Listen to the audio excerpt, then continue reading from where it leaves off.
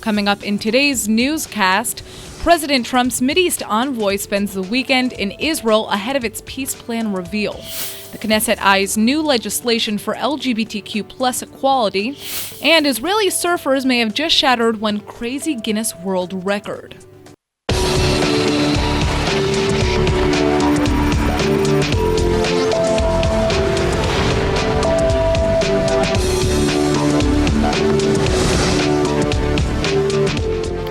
Israelis in the northern part of the country just got a bit of a jump scare. An anti-aircraft Patriot missile was fired from the north, triggered by an incoming drone from Syrian airspace. For now, it's unclear whether the drone belonged to Syria, Iran, or someone else entirely. The Army has confirmed that the enemy vessel retreated after the Patriot interceptor was launched.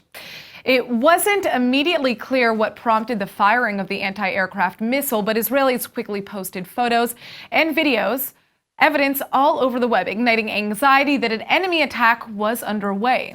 This wouldn't be the first time that the Army has responded to an unmanned aircraft coming from Syria. This happened at least 3 times last year, with Israeli interceptors shooting down both Syrian and Hezbollah UAV drones. Rumor is still high that Israel and Russia have entered a secret deal to keep enemy forces out of southern Syria and away from Israel's front door. If such a deal has been made, this incursion of a drone would be either an accident or a deliberate provocation. The fact that it retreated after activating Israeli anti-aircraft defense likely means the former, but for now, it's unclear how this incident fits into the larger picture. Well, tomorrow, Israel's getting a very special visitor. For the first time ever, a member of the British royal family, Prince William, will be visiting the Holy Land on an official state visit. While British royalty has been to Israel before, this trip is significant because it's the first time it's been done specifically by order from Her Majesty, the Queen of England. Prince William has just left England for Jordan. Tomorrow, he'll touch down in Israel, where he'll kick off his trip with a tour of Jerusalem. The day is said to include meetings with both President Rivlin and Prime Minister Netanyahu, followed by a trip to the Yad Vashem Holocaust Memorial. He'll then travel to Tel Aviv, meeting with joint Jewish-Arab soccer players and entrepreneurs. This is an historic event. This land was ruled during the British Mandate period, and then after the World Wars, we know that it is difficult for the British royalty to come here. So this is a very, very honorable occasion. The prince will then cross into the Palestinian territories, where he's set to meet with PA President Mahmoud Abbas. Though this trip will likely avoid any touchy political subjects, Prince William's itinerary has already stepped on a few nerves. The official itinerary released to the public lists the city of Jerusalem as part of the, quote, occupied Palestinian territories. The UK joins a majority of nations worldwide that see Jerusalem as a divided city illegally annexed from Jordan in the 1967 Six-Day War. Israeli leaders, however, say the holy city belongs to the Jewish people and thus the state of Israel. The visit is a reminder of just how far the country has come since the time of the British Mandate prior to World War II. The publication of the Balfour Declaration in 1917 is often seen as the first real turning point towards a Jewish home state in Israel. The relationship wasn't too favorable on the part of the British government of that time, but we had rather now remember the positive aspects for which we are just the same thankful. For Palestinians, this is simultaneously the singular tentpole moment that began the Israeli-Palestinian conflict. Speaking of the conflict, President Trump's Mideast envoy spent the weekend in Israel to discuss the upcoming release of the White House's still unseen peace plan. The team, led by Trump's son-in-law and special advisor Jared Kushner, has spent the last several days touring the region ahead of the plan's expected rollout. Though the envoy did not meet with any Palestinian leaders during the tour, Kushner has delivered a very specific message to the Palestinian people. Speaking to the Arab-language Al-Quds newspaper, Kushner promised that he was ready to work with PA President Mahmoud Abbas for peace, despite the frozen ties. The Palestinians largely severed relations with the U.S. in their anger over President Trump's decision to recognize Jerusalem as Israel's capital and move the U.S. embassy accordingly. Palestinian leaders have all but rejected the Trump peace plan unseen, arguing that the U.S. unilaterally decided the fate of Jerusalem without either side negotiating. Still, Kushner urged the Palestinian people to at least consider their peace deal once the details are made public. The Trump administration claims the deal will not lean towards one side or the other. Trump has reportedly lobbied the Gulf nations to invest nearly $500 million into Gaza's economy to help sweeten the pot. Kushner has apparently admitted that he didn't personally reach out to Abbas or his team about setting up a meeting during this trip. With U.S.-Palestinian relations at an all-time low, it remains to be seen if both sides will even be willing to come to the negotiating table. Tomorrow, the Chabad Hasidic movement will be holding a Messiah in the Square event in Tel Aviv's Rabin Square. This very event has been at the center of protests from secular residents and even the Tel Aviv mayor himself, because it will be completely gender segregated to comply with Orthodox Jewish standards of modesty. Activist groups have demanded the Tel Aviv municipality to cancel the event for sexism. But it looks like it's still going forward. And joining us now to discuss the controversy further are four guests. On my right, Rabbi Dov Lippman, the former Yesh Atid Knesset member, and author and journalist Karin Arad. And on my left, Chagit Yaari of the Israel Women's Network, and Rabbi Ronen Neuwirth, the chairman of the Ve'avta Tel Aviv Jewish Experience. Thank you all for joining me. Now, the judge, Kobi Vardi, he told opponents to keep your claims for more important cases. This is a custom of the community holding the event, and we have to respect that. Do you agree? First of all, I want to make one thing clear. The organizations did not demand the cancellation of the event, but the cancellation of gender segregation within the event. We welcome anybody who wants to do anything in the middle of our city, in the middle of other cities, all over Israel. We do not agree with gender segregation in the public sphere. That is very important to say.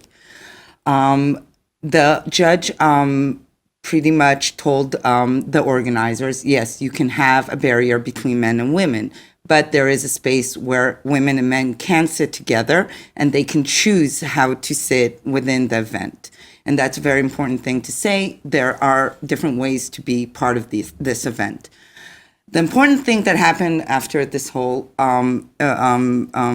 court ruling is that the municipality of Tel Aviv, and I hope that other municipalities all over Israel, will look at different public events in the public sphere and demand to understand if they're gender segregated. If they are, they cannot be part of the public sphere. What is your reaction to this? As someone who has fought against religious coercion to the secular, as someone who has been among the leaders of the battle to protect women in Beit Shemesh, and as someone who disagrees ideologically with the Messianic part of Chabad, I have to say that this smacks to me of secular coercion.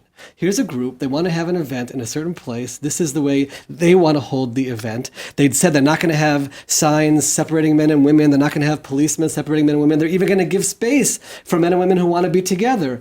But they want to give a chance for women who want to be in amongst women and not together with men to be there. We need to find a new contract in this country where we're not just fighting against religious coercion, but we also have to fight against secular coercion. In this particular case, I really do believe the mayor overstepped his bounds and just flamed the religious side by fighting against what they want to do. We have to find a way to get along together, and both sides drop the words of coercion and let people live the way they want to live. Colleen, do you have something that you want to say about Yeah, this? I totally agree with you. Really, I do. I think it's an unnecessary argument. I personally don't care how they want to celebrate their event, or what was it? Which event? Something about the Messiah, whatever it is. Something about the Messiah. So they want to segregate men from women in their community. They can do it. The fact that this is a public sphere has nothing to do with the principle, because we also walk hand in hand in the public sphere. The city is not ours. It's all of ours. It's theirs too. If we can do what we want in this city and celebrate events in the Rabin Square the way we want to, they can too. Why not?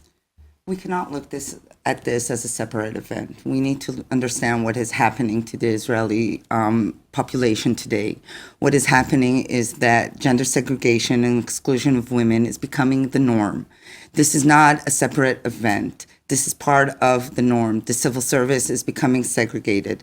The academia is becoming segregated. We see terrible gender segregation within the IDF, where soldiers who are men, not only Haredi, not only from Chabad or from other extreme groups, but National Zionists, demands places that are sterile from women. And we have to understand that this is part of a norm that is becoming institutionalized and being accepted by the Israeli public. And because of pluralism and because of our really, we need to live together, we are demanded 50% of the population to be invisible because of Achdut Am, to understand people that want us not to be in the public sphere. Gender segregation I is think you're very overstating things. No, really. I am Where not. is gender sterilization? When female students need to sit in the back of a play, Where? In a secular high school because there are religious students there. Never heard of it. But it's happening. It's not the norm. In Israel. It has become the norm. It has never become the norm. No, it's not the norm. Rabbi the Newworth, norm. do you have something that you'd like to say? Yeah, I think with all due respect, I think this is not the case here.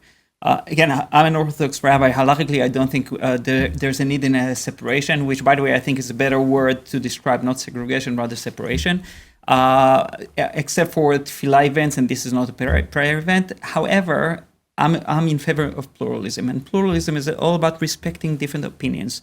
This is not my opinion. I don't think we need to separate between men and women in such an event, but this is the way they want us to celebrate. We need to respect this. I moved to Tel Aviv 2 years ago, and I know that part of living in Tel Aviv is being tolerant towards things that are not part of your value system, but you respect them. 2 weeks ago, we had a Pride parade.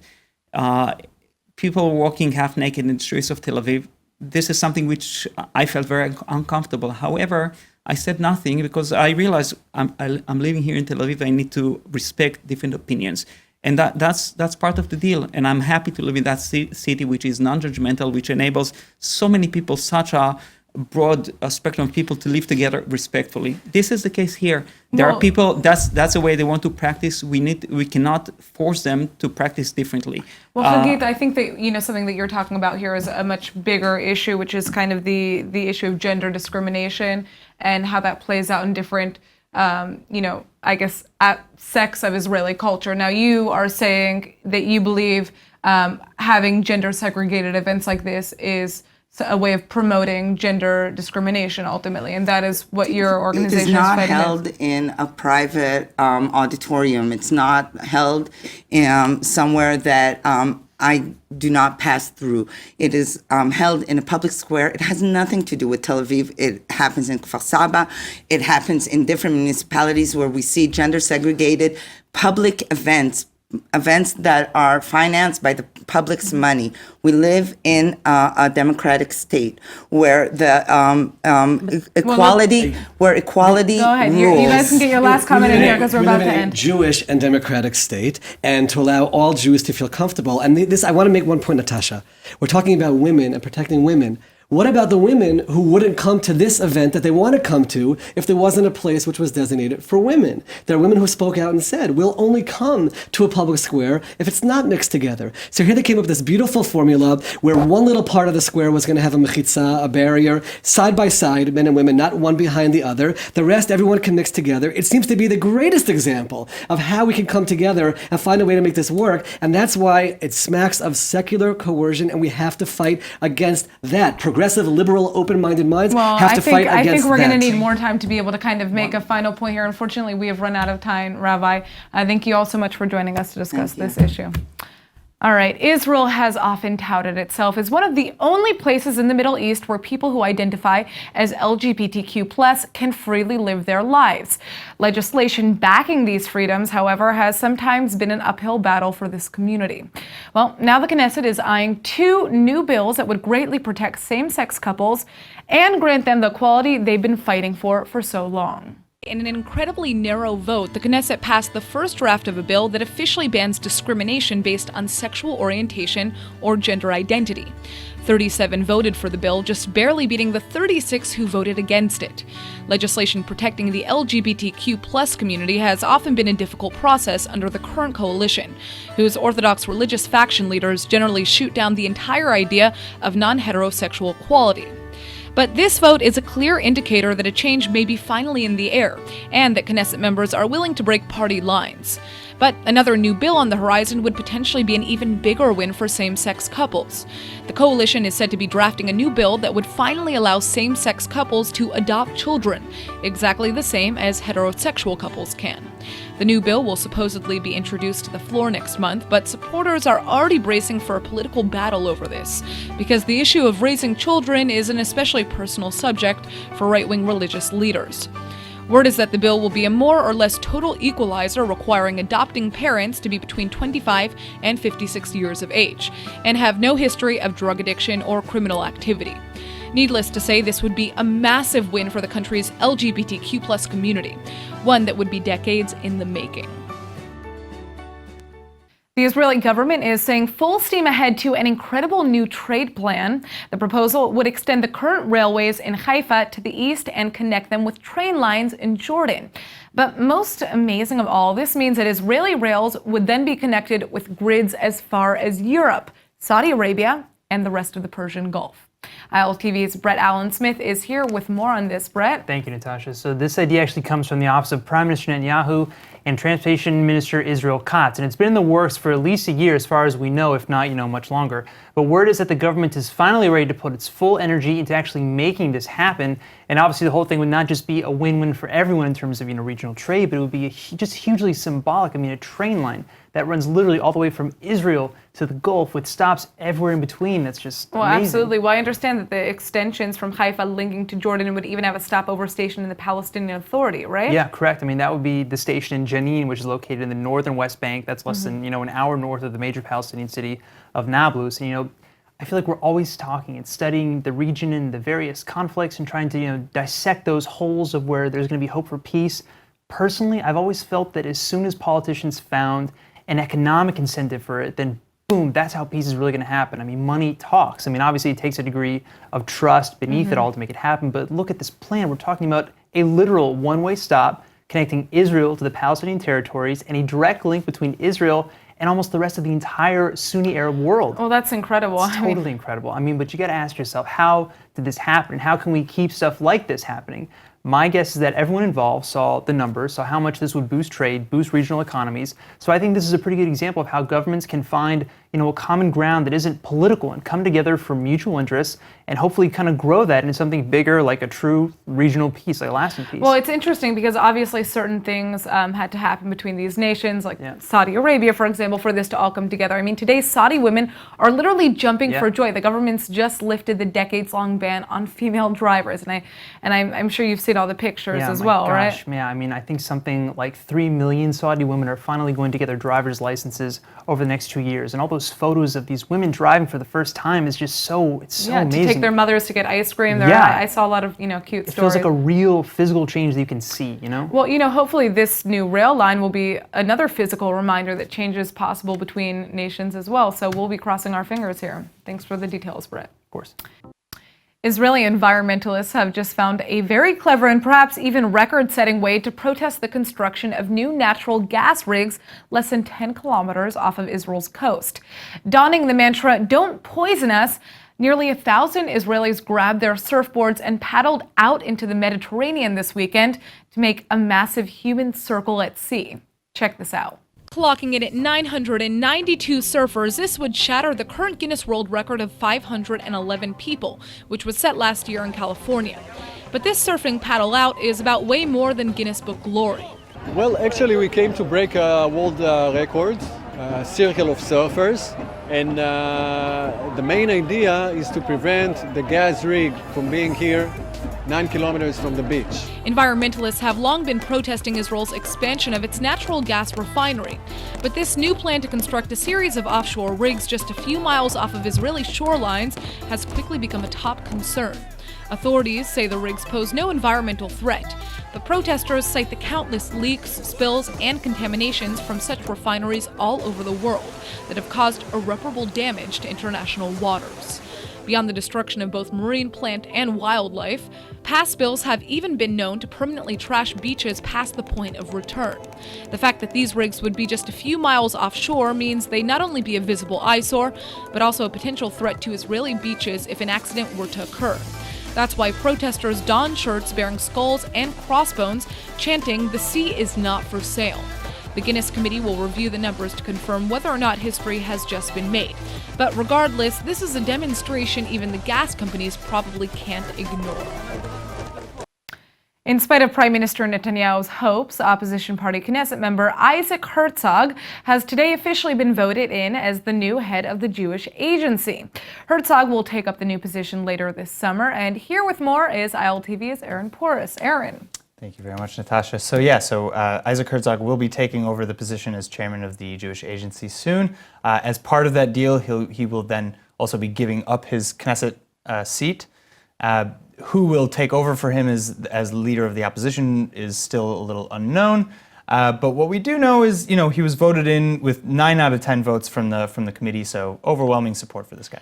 So, with that kind of vote, it seems like the Jewish Agency really had Herzog in mind here. Yeah. Who did Netanyahu want?